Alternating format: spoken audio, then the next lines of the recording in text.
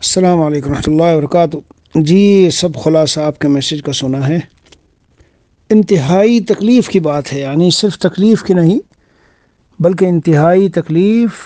نا سمجھی، نادانی، نا عاقبت اندیشی، دین اور دنیا دونوں سے دوری، نہ دین کی سمجھ ہے اور نہ دنیا کی سمجھ ایسے شخص کو، یعنی نکاح کے جو مقاصد ہوتے ہیں انسان اسی پہ غور کر لے۔ نکاح کے جو مقاصد ہیں اس میں یہ ہے کہ بھئی جانبین کو عفت و پاک دامنی حاصل ہو، اولاد ہو، اور پھر اولاد کی تربیت ہو اور تبادل و تناسل کا سلسلہ چلے، جی دونوں ایک دوسرے کے لیے سکون کا سامان بنے، ایک دوسرے کو دیکھیں، ملے، اپنے غم، اپنی خوشی، اپنا رنج میں سب شریک رہیں، تو مقاصد ہیں نکاح کے۔ اگر یہی مقصد فوت ہو جاوے تو کیا زندگی ہے؟ اس لیے خلیجی ملکوں میں، یورپی ملکوں میں کہاں کہاں لوگ پڑے رہتے ہیں اور زندگیاں گزار دیتے ہیں، میاں کچھ بھی ہے ان کو احساس نہیں ہوتا۔ تو یہ جو شکل آپ نے ابھی رکھی ہے کہ 5 6 7 سال سے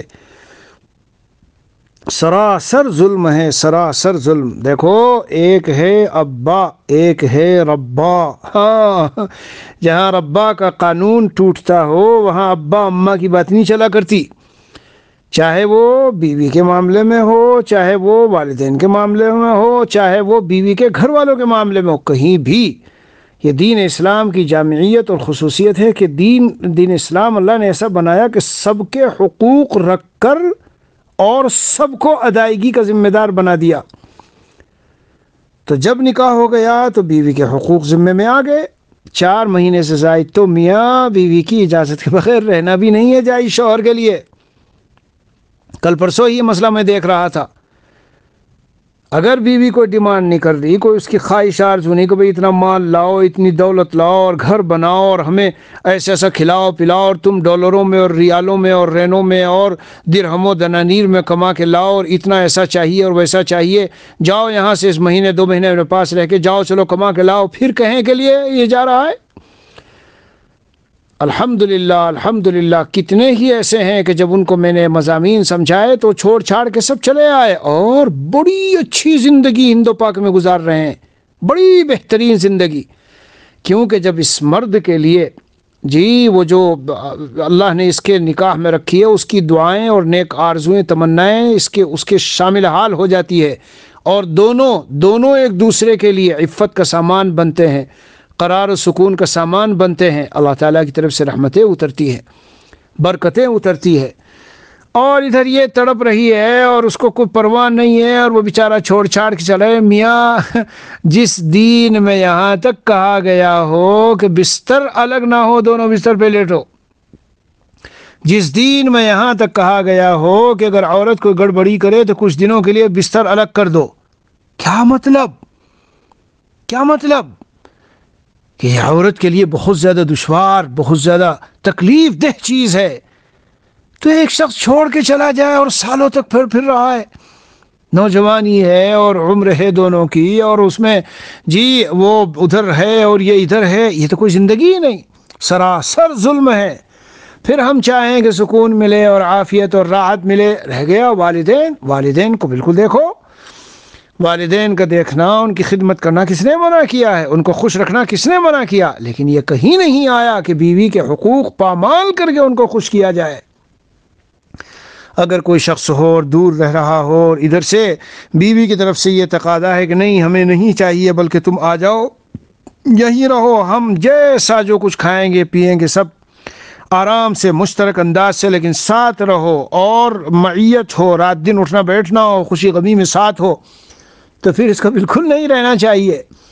والدین اگر کہتے ہیں تو والدین کا خرچہ تو اب جب کہ والدین اپنا خود کچھ کھا پی لیتے ہوں اور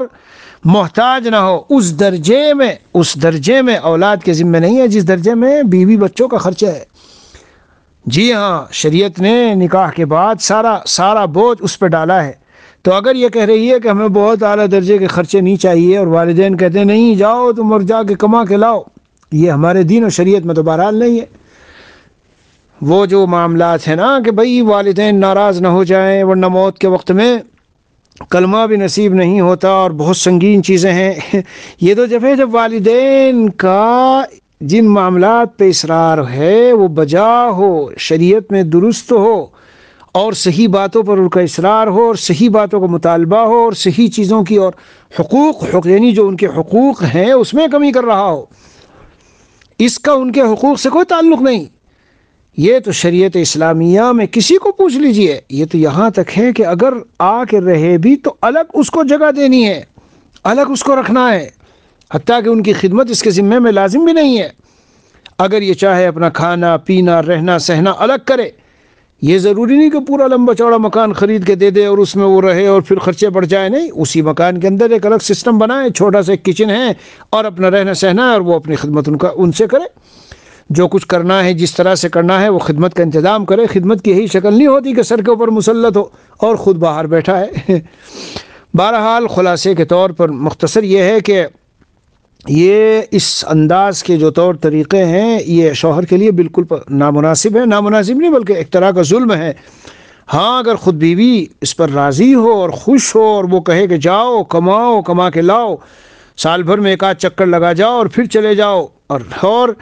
یہ جو خلیجی ممالک ہیں بعض جیسے مسقط ہے، عمان ہے، دبئی ہے، تو ایسے ہے جیسے اسلام آباد اور کراچی، دلی اور بمبے، آدمی جائے آئے جائے، ہر 2-3 مہینے میں آتا جاتا رہے، پیسے لائے، مہینہ یہاں رہا، 4 مہینے وہاں رہا، چلو ٹھیک ہے، بہت اچھی بات ہے، کوئی اس کی بات نہیں ہے، لیکن چلے گئے اور سالوں تک پڑے ہوئے ہیں اور بچوں کی کوئی پرواہ نہیں ہے۔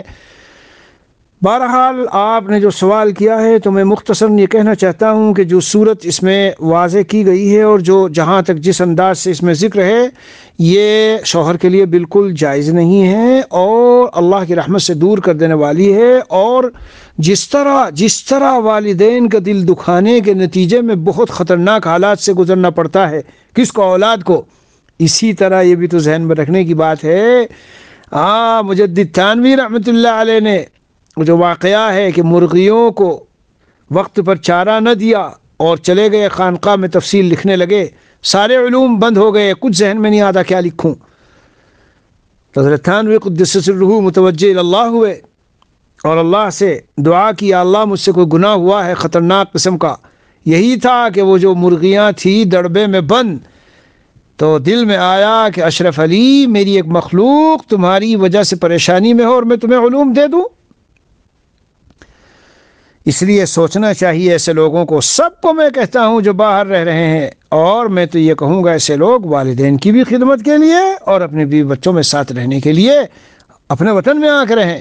یہ رزق روزی اللہ کی طرف سے ہے۔ حضرت مفتی تقی عثمانی دامت برکاتہ شیخ الاسلام بہت بیانات ہیں اس موضوع پر، اور جن لوگوں نے چھوڑا میں اسے جانتا ہوں، قطر میں تھے، امریکہ میں تھے، سعودی میں تھے، چھوڑ کے چلے گئے دین کی خاطر کہ یہ میرے بچے ہیں، ان کے ساتھ رہوں گا، ان کو وہیں دین سکھاؤں گا، بزرگ اللہ والوں سے ملاؤں گا، ماشاءاللہ ماشاءاللہ، اچھا کھانا پینا رہنا سہنا بقدر ضرورت سب کچھ چل رہا ہے۔ میرے عزیزو، جو اللہ پاکستان میں ہے، جو اللہ ہندوستان میں ہے، جو اللہ بنگلہ دیش میں ہے، وہی اللہ دبئی اور سعودی عرب اور جدہ اور فلاں جگہ ہے۔ میں تو الٹا آپ کو بتا سکتا ہوں کہ کتنے ہی بالکل خوش و خرم پھرنے والے کراچی دلی بمبے میں ملیں گے، اور ان کے یار و احباب دوست وغیرہ جو خلیجی اور یورپی ملکوں میں آئے، بالکل خشک زندگی، یعنی تھک تھک کے کما کے چورا ہو گئے، لیکن جہاں تھے وہیں کے وہیں ہے، اور کوئی زندگی میں خوشی نہیں۔ ایک شوہر شام کو بیوی بچوں میں آتا ہے تو دن بھر کی تھکاوٹ، اس کے معاملات، اس کے گزرنے والے جو مسائل ہیں اور جو رنج و غم ہے اور جو بہت سی ٹینشنیں اور فکریں ہیں، اس کی بھی اور اس کی بیوی کی بھی، دونوں کی، ایک دوسرے کے لیے اللہ نے ایسا سامان بنایا ہے، تو کہاں سے کرو گے بھائی جب اس طرح سے جا کے پڑ جاؤ گے؟ صحابہ میں، ہمارے اکابر میں، بزرگوں میں، اللہ والوں میں کہیں ہے کوئی یہ دستور اور یہ رواج ہے اور یہ طریقہ اور یہ سنت رہی ہے؟ کوئی نہیں ملے گا کہ اس طرح چھوڑ کے ایک طرف۔ ہاں، دو شکلیں ہیں، یا تو خود وطن میں آ کے رہے، یا اگر کم از کم یہ نہیں ہو سکتا تو ساتھ رکھنے کا انتظام کرے۔ ماشاءاللہ خلیجی ملکوں میں بہت سی فیملیاں ساتھ رہ رہی ہے، اور الحمدللہ میں نے بہت سو کو ترغیب جب دی اور ان کو بتایا کہ بھئی یہ نظام زندگی ٹھیک نہیں ہے، جب تمہارے بچے بگڑ جائیں گے، بیوی خدا نخواستہ بے راہ روی کے اوپر چلنے لگی، یا اس کی آہیں نکل کے تم کو کھانے لگی، آہیں جو رنج و غم میں دکھ درد میں اس کی آہیں نکلیں گی، یہ آہیں بہت خطرناک ہوتی ہے، کوئی بھی ہو جس پر ظلم ہوا ہو، یہ ظلم کی ایک قسم ہے۔ عورت کے ساتھ اس سے بڑا ظلم کیا ہے کہ اس بیچاری کا کوئی ٹھکانہ نہیں ہے، رات کو اپنے اکیلی کمرے میں بند ہو کے لیٹ رہی ہے۔ یہ کوئی زندگی ہے؟ یہ کوئی رہنا سہنا ہے؟ میاں یہ تو رزق کا معاملہ ہے۔ حضرت عمر رضی اللہ عنہ نے فرمایا تھا، جو جہاد میں گئے ہوئے تھے، جہاد میں گئے ہوئے تھے، کب؟ جب رات کو حضرت عمر رضی اللہ عنہ گزر رہے ہیں اور آواز آ رہی ہے ایک مکان سے کہ خدا کی قسم اگر آج مجھے خوف خدا نہ ہوتا تو اس چارپائی کے چاروں طرف سے چوڑ چوڑ بول رہی ہوتی ہے چارپائی، یعنی زنا کی باتیں، خیالات، اس قسم کے جذبات۔ آج کا لوگ ہندو پاک کے آ جاتے ہیں، پڑ گئے خلیجی ملکوں میں، چلے گئے امریکہ میں پاؤنڈ کمانے ہیں۔ ارے اللہ کے بندے، زندگی بھی کوئی چیز ہے نہیں؟ یہ جوانی اس طرح سے تمہاری اور تمہاری بیوی کی جو جو جو جو جل رہی ہے، جل کے بھن رہی ہے اور اندر سے آہیں نکل رہی ہے، کیا یہ کوئی زندگی ہے؟ یا تو ساتھ رکھو اور یا تو جا کے ساتھ رہو، یا تو ان کو ساتھ رکھنا چاہیے بچوں کو، یا جا کے ساتھ رہنا چاہیے۔ اسلام جو ہمیں سکھاتا ہے، یہ تو میں نے تھوڑا سا بتایا 10-20 منٹ میں، آپ کو کیا بتاؤں، ورنہ پوری حسن معاشرت جو شوہر و بیوی کی ہے، حدیث کی کتابوں میں، مشکات میں، دوسری میں ذرا پڑھ کے دیکھو، ساری کا نچوڑ لب لباب یہ ہے، ساتھ رہ کر کے زندگی گزاریں، ایک دوسرے کے رنج و غم میں شریک رہیں، ایک دوسرے کی خوشیوں میں شریک رہیں، ایک دوسرے کی راحت و آرام کا خیال رکھیں، اور ایک دوسرے کے لیے عفت و پاک دامنی اور اپنی شرمگاہوں کی حفاظت کا ذریعہ بنے۔ مہینے رہے، 1.5 مہینے رہے، وہ ہمارے یہاں بھی ہندوستان میں بہت سارے ایسے آتے ہیں جاتے ہیں، بیچاری وہ ساری تڑپتی رہتی ہے وہاں، اور بچے تو ایسے آوارہ ہوتے ہیں کہ پھر ان میں سے کتنے ہی تو دہریے بن جاتے ہیں، ایتھیسٹ، دہریے۔ ہاں، کتنے میرے اپنے علاقے میں، محلے میں، وہاں کتنے ایسے پھر رہے ہیں، نماز روزہ مذاق اڑاتے ہیں، نمازوں کے مذاق اڑاتے ہیں، دین اور دین اسلام کی چیزوں کے علماء کے مذاق اڑاتے ہیں۔ ایسا ہو جاتا ہے۔ میرے ایک رشتہ دار ہی ہیں، گاڑی میں کبھی کبھی جاتا ہوں تو آئے ہوئے تھے گاڑی میں لینے، میں نے کہا بھائی سعودی عرب چھوڑ دیا؟ کہ جی سعودی عرب مفتی صاحب صرف ایک جملے نے مجھے چھوڑا دیا۔ کیا بات بھائی بتاؤ؟ میں ایک مرتبہ آیا تو میرا اپنا جو حقیقی بچہ ہے میرے قریب نہیں لگتا، اور چچا اور تایوں کے پاس ہے، میں کتنا بلا رہا ہوں، کتنا کر رہا ہوں، اور کتنا وہ قریب لگا رہا ہوں، لیکن قریب ہی نہیں لگتا۔ وہ تو کہتا ابو، میرے ابو یہ، میرے ابو یہ، میرے ابو یہ، قریب ہی نہیں لگ رہا ہے، وہ پہچان لا باپ کو۔ تو مجھ سے کہہ رہے تھے کہ اس دن میرے پیروں کے نیچے سے زمین نکل گئی ہے، میری پوری زندگی ہے کہ میری اولاد ہی مجھے نہ پہچانے، اور میں نے کہا طلاق دیتا ہوں اس سعودی وودی کو اور اس سب چکر کو خاک میں ڈالتا ہوں۔ ایک اچھی گاڑی لی، کرائے پہ گاڑی چلاتے اور مزے کی زندگی گزار رہے۔ سمجھنے کی چیزیں ہیں یہ۔ ہاں، یعنی یہ تو ایک ایسی بدیہی اور فطری چیز ہے کہ اس کے لیے کوئی باقاعدہ آئے اور سمجھائے اور تقریر و بیان کرے، اس کی ضرورت ہی نہیں ہے۔ شوہر وہاں پڑا ہے، بیچاری بیوی وہاں پڑی ہے، ہاں سخت مجبوری ہو، فقر و فاقہ ہو اور کوئی شکل نہ ہو، اور بیوی نے کہا جاؤ بھائی کچھ کما کے لاؤ، 2 مہینے 4 مہینے رہو، اور یہ دبئی اور یہ مسقط اور یہ عمان اور یہ سعودی، یہ تو اتنے قریب ملک ہیں، وہاں سارے ایک دوسرے سے کہ 1.5-2 گھنٹے کی شاید دبئی 1 گھنٹے 40 منٹ کی فلائٹ آنا جانا رکھے۔ اگر ایسا ہی کچھ بہت زیادہ شدت کا معاملہ ہے کہ بالکل کام نہیں چلتا تو 2 مہینے وہاں رہ لیے، 3 مہینے یہاں رہ لیے، پھر چھٹیوں پہ آ گئے، پھر ادھر چلے گئے۔ اور سب سے بہترین اعلیٰ درجے کی بات تو ہے کہ اپنے ساتھ رکھے۔ سوال حضرت ساتھ تو رکھنا چاہتا ہوں، وہ چاہتا ہے شوہر ساتھ لے جاوے، لیکن پھر خرچے کہاں سے؟ وہاں کے کرائے، وہاں کے خرچے۔ ارے خدا کے بندے، ایمان والا ہو کر صبح شام ربوبیت کا اقرار نماز تو پڑھتے ہی ہوں گے شوہر میاں، 400-500 مرتبہ نماز میں رب رب رب پکارتے ہیں ہم، لوگوں کو پتہ نہیں ہے کیونکہ نماز دھیان سے نہیں پڑھتے۔ جب میں کبھی مسجد میں پوچھتا ہوں بھائی بتاؤ تقریباً کتنی مرتبہ ہم اللہ کو پکارتے ہیں صبح سے شام تک، یعنی ہم یہ کہتے ہیں اللہ میری کھانے پینے کی ضرورت، میرے کپڑوں کی، میری عزت کے معاملات، میرے گھر کے معاملات، میرا یہ وہ ساری ضرورتیں، خوشیاں غمیاں سب یا اللہ سب آپ کی طرف سے، اور آپ ہی سب معاملات میں میرے مددگار ہیں۔ یہ ہے رب کا معنی۔ اتنا کچا عقیدہ کہ میں ان کو اگر سعودی بلا لوں، دبئی بلا لوں، امریکہ بلا لوں تو خرچے کہاں سے آئیں گے؟ خدا کے بندے، وہ اپنی تقدیر اپنے ساتھ رکھتی ہے۔ جب تم اس نیت سے لے کے جاؤ گے کہ حقوق صحیح طرح ادا ہوں اور خوشیوں کی زندگی ہو اور اولاد کی تربیت ہو، اور وہ دیکھ کے مجھے اپنی آنکھیں ٹھنڈی کرے اور میں دیکھ کے ان کو اپنی آنکھیں ٹھنڈی کروں، عفت و پاک دامنی کا دونوں ذریعہ بنے، بد نظری سے حفاظت ہو، T V we C our internet کی گندگی، ورنہ یہ جوان کیا کرتے ہیں وہاں؟ بہتوں نے مجھے بتایا کام وام سے آتے ہیں شام کو رات کو ٹی وی میں سارے بیٹھ جاتے ہیں،